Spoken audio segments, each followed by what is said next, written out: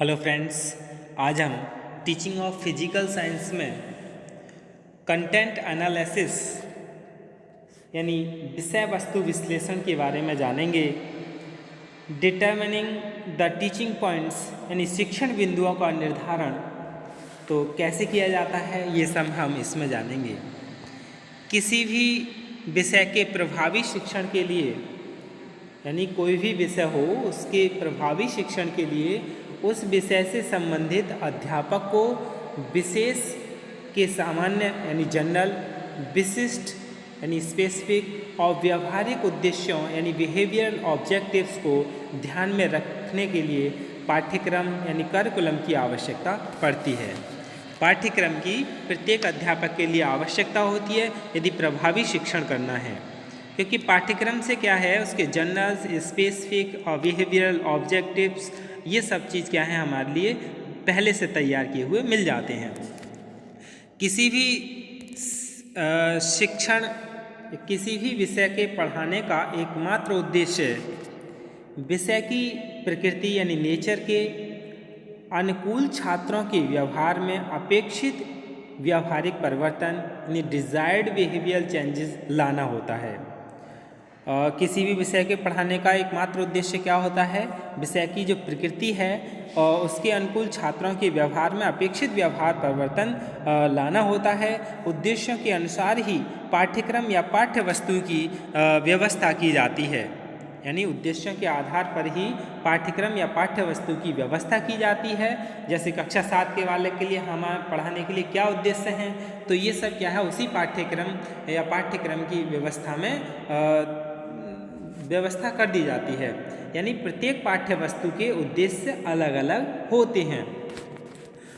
पाठ्य वस्तु में शिक्षक को किन महत्वपूर्ण बातों पर अधिक बल देना चाहिए, इन्हीं को शिक्षण बिंदु यानी टीचिंग पॉइंट्स या परीक्षण बिंदु यानी टेस्टिंग पॉइंट्स कहते हैं।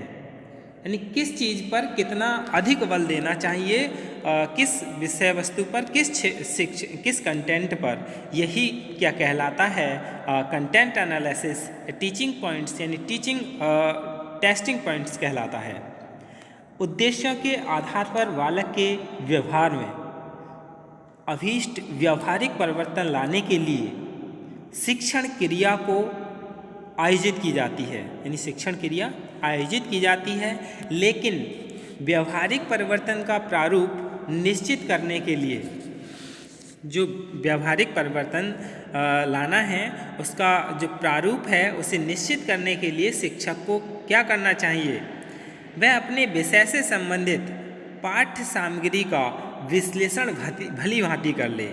यानी जो उसकी किताब है, पाठ्य सामग्री है, उसका एनालिसिस बहुत अच्छी तरह से कर ले, क्योंकि विषय वस्तु यानी कंटेंट ही एक ऐसा साधन है जिसके माध्यम से विशिष्ट उद्देश्यों की प्राप्ति संभव है।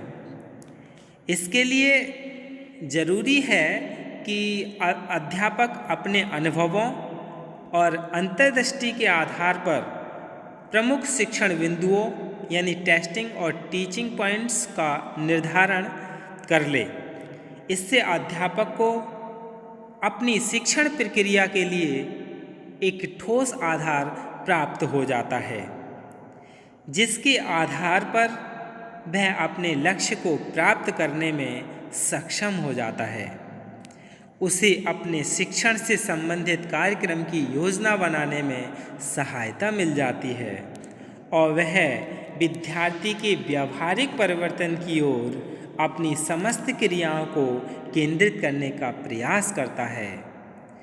शिक्षण प्रक्रिया के दौरान किन स्थलों पर, किन बातों पर विशेष बल देना चाहिए जिससे शिक्षण के उद्देश्य की प्राप्ति हो सके, यह भी हमें इसी के द्वारा संभव है, क्योंकि हम पहले से ही टीचिंग पॉइंट्स का एनालाइज करके लाएंगे और हमें क्या करना है क्या नहीं करना है ये सब क्या है पहले से ही निर्धारित कर लेते हैं। तो क्या है कंटेंट एनालिसिस से ही क्या है सब कुछ संभव है।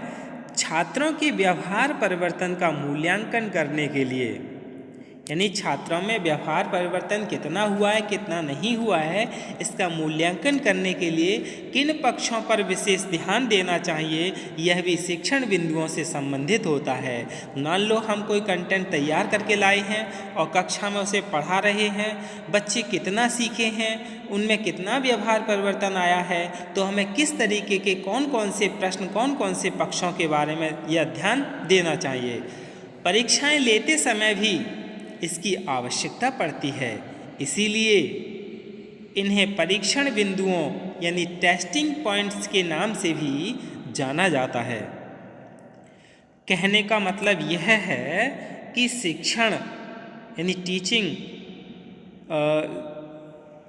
टीचिंग और परीक्षण की प्रभावशीलता और वैधता यानी वैलिडिटी को बढ़ाने के लिए शिक्षण तथा परीक्षण बिंदुओं यानी टीचिंग और टेस्टिंग पॉइंट्स का पूर्व निर्धारण कर लेना चाहिए, क्योंकि जब हम पहले से ही इन सब का निर्धारण कर लेंगे तो हमें किसी भी तरह की कोई समस्या नहीं आएगी। अब हम शिक्षण बिंदुओं के निर्धारण की आवश्यकता जान लें।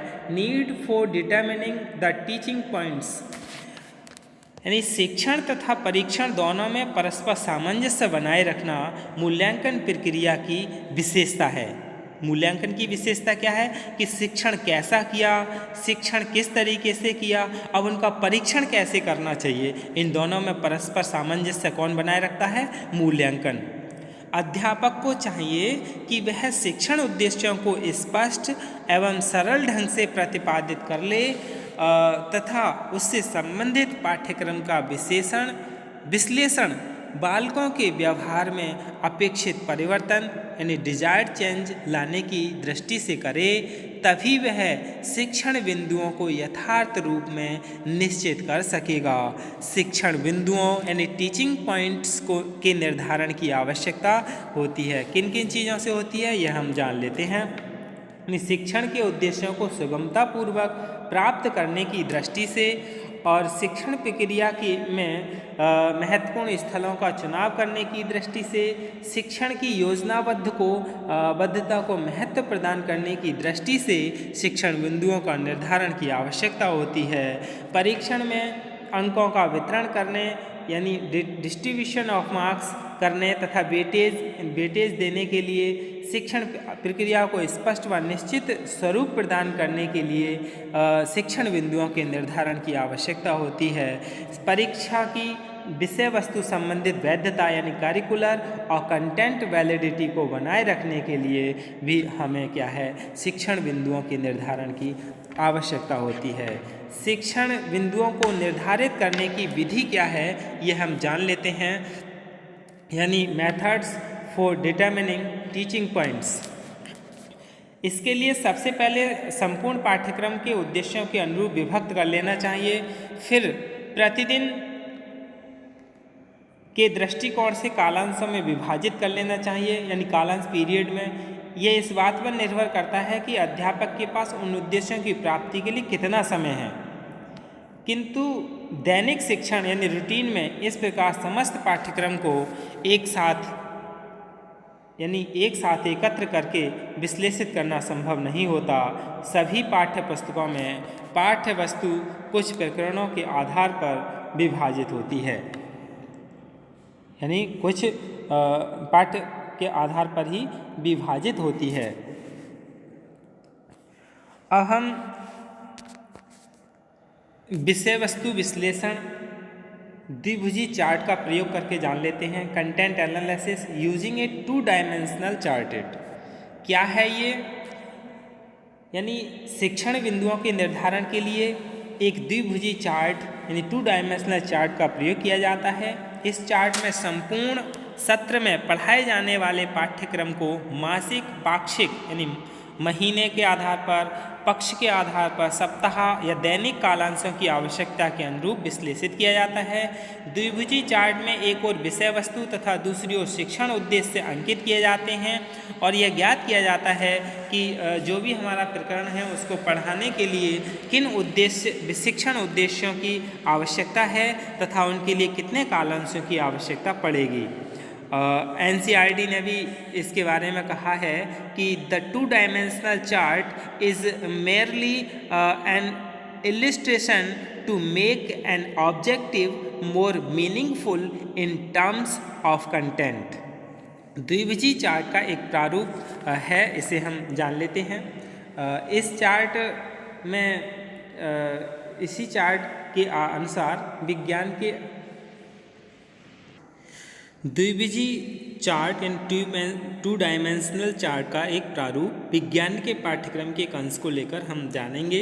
इस चार्ट के अनुसार विज्ञान के पाठ्यक्रम के निर्धारित भाग को पढ़ाने के लिए कुल 100 कालांशों, कितने 100 कालांशों की आवश्यकता, यानी 100 कालांश इसमें होते हैं। इसमें जिन शिक्षण उद्देश्यों को प्राप्त करने का प्रयास किया जाएगा उनके भीतर अपेक्षित कालांशों की संख्या लिख दी जाएगी। जैसे हमने क्या है, मशीन ले ली, शिक्षण बिंदु क्या है हमारा, मशीन है, और शिक्षण उद्देश्य क्या है, ज्ञान। तो ज्ञान देने के लिए मशीन शिक्षण बिंदु पर मैकेनिक्स में कितना आएगा, 5 कालांश की आवश्यकता होगी। या मैग्नेटिक के लिए अवबोध हमें देना है, उन्हें बच्चों को समझ विकसित करनी है, तो इसके लिए मैग्नेटिज्म कंटेंट के लिए 8 लेक्चर की ज़रूरत होगी। तो यह प्रारूप अपनी सुविधानुसार संशोधित और परिवर्तित किया जा सकता है।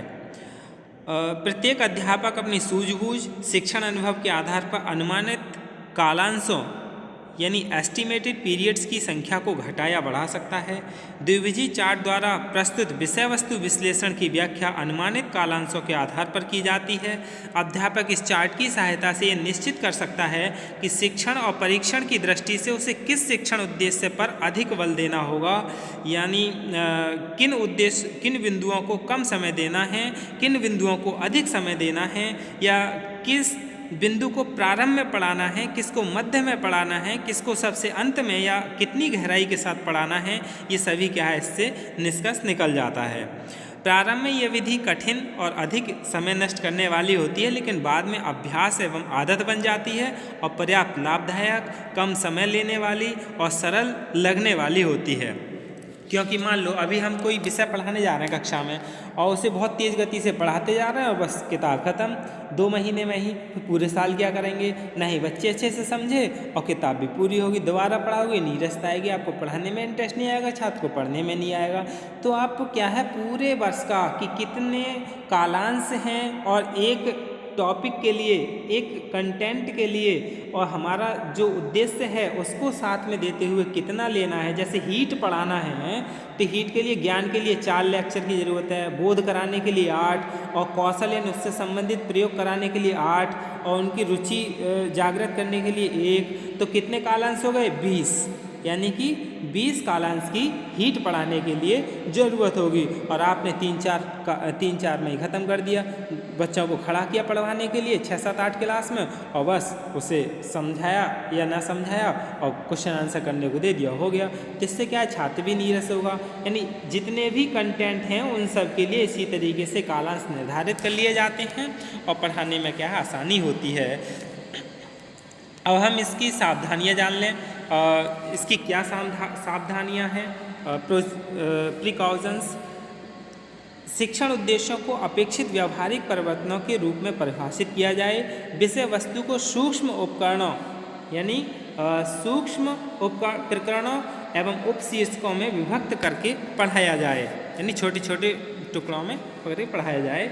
चार्ट बालक की विकास अवस्था, रुचि एवं मानसिक योग्यता के आधार पर निर्मित किए जाएं।